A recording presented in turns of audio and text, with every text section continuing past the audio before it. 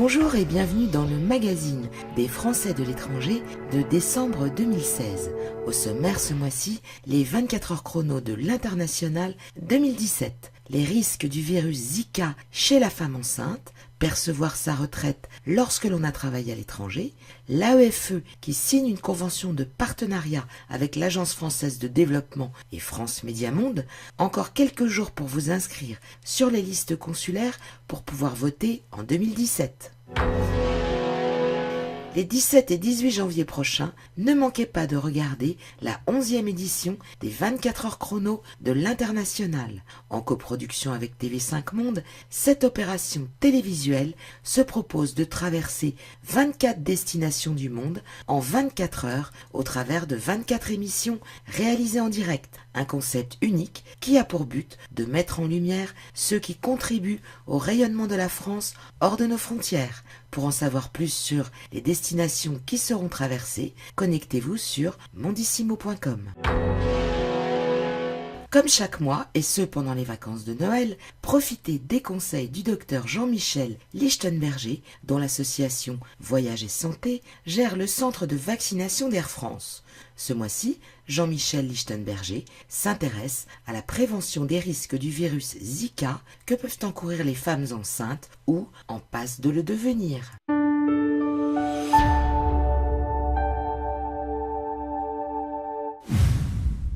Bonjour, troisième et dernier épisode sur le Zika. Peut-on être sûr de ne pas courir de risques quand on est une femme enceinte ou que l'on a un projet de grossesse et que l'on pense que le virus Zika peut avoir rôdé à proximité? Question fondamentale quand on est une femme enceinte ou qu'on a un projet de grossesse.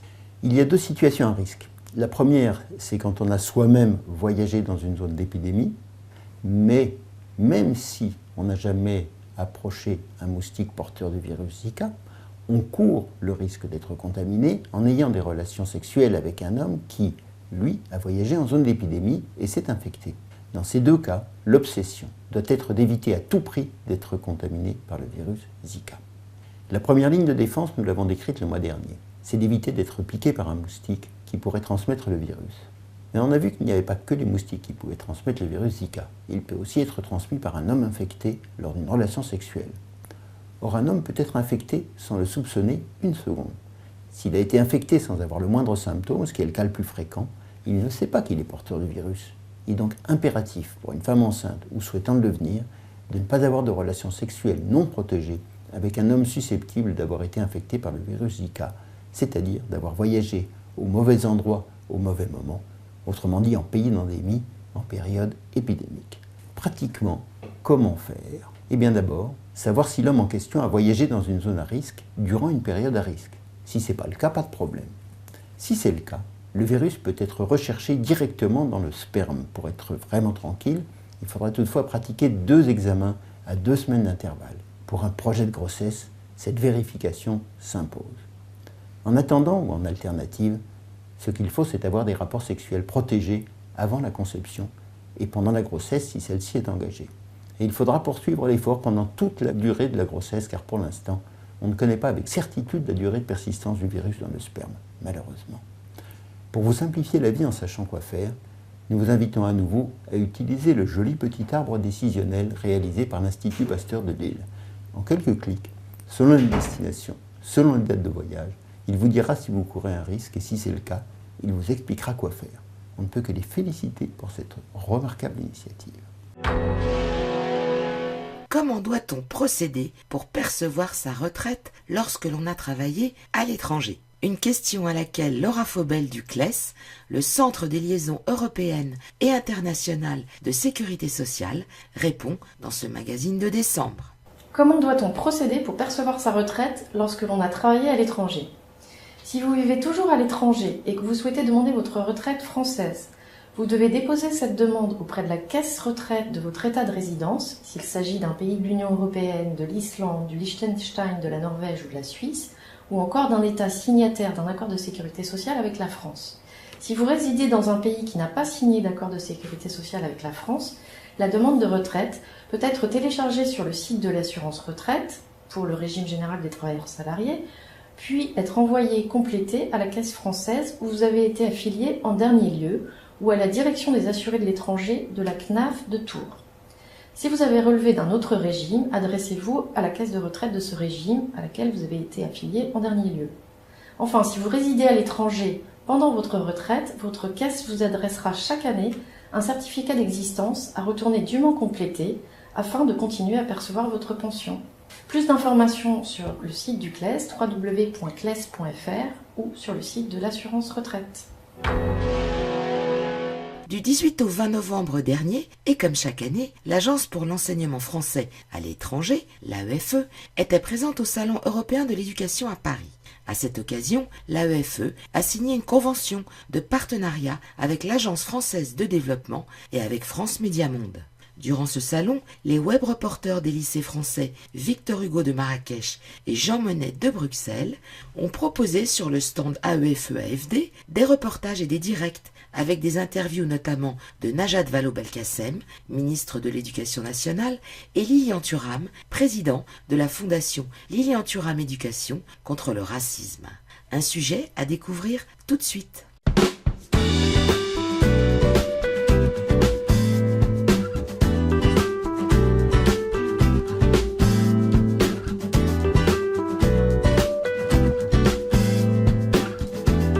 C'est un partenariat important avec l'Agence française de développement pour mêler le monde de l'éducation et donc les lycées français à l'étranger et le monde du développement, c'est-à-dire l'action française en matière d'aide au développement.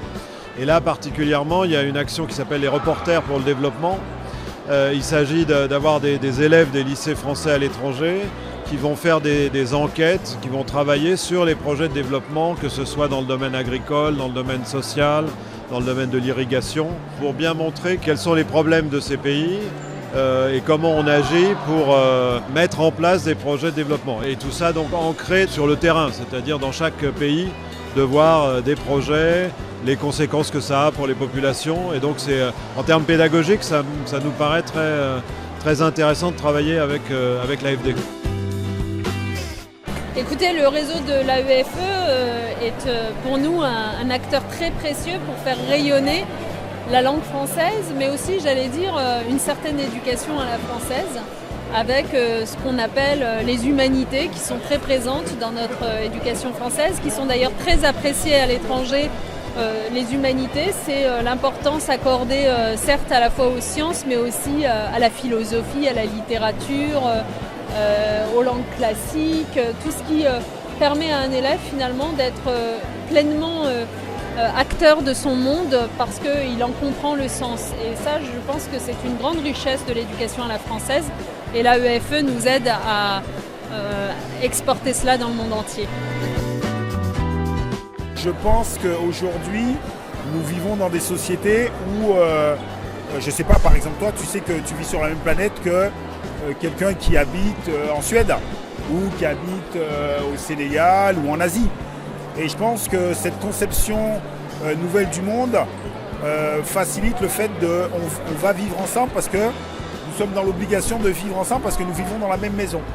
Donc je pense que dans les années à venir, bien qu'il y a des discours racistes, mais je pense que le vivre ensemble va gagner du terrain.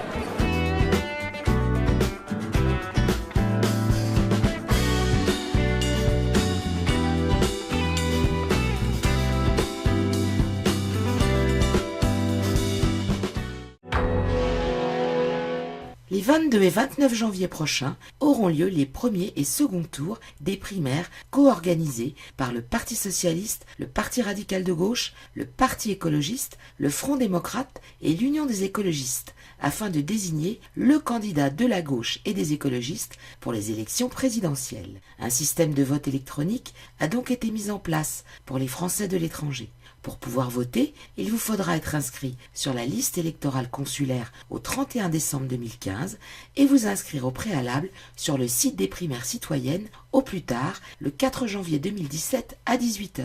Pour plus d'informations sur le sujet, rendez-vous sur le site www.lesprimaires-citoyennes.fr. Toujours à propos d'élections, mais cette fois-ci présidentielle et législative 2017. N'oubliez pas de vous inscrire sur les listes consulaires de votre pays de résidence avant le 31 décembre 2016 si vous souhaitez participer au vote. Dans la majorité des cas, vous pourrez le faire en ligne sur le site de votre consulat sans avoir à vous déplacer. Nous profitons de ce dernier magazine de l'année 2016 pour vous souhaiter de très belles fêtes de fin d'année et vous donnons rendez-vous en 2017.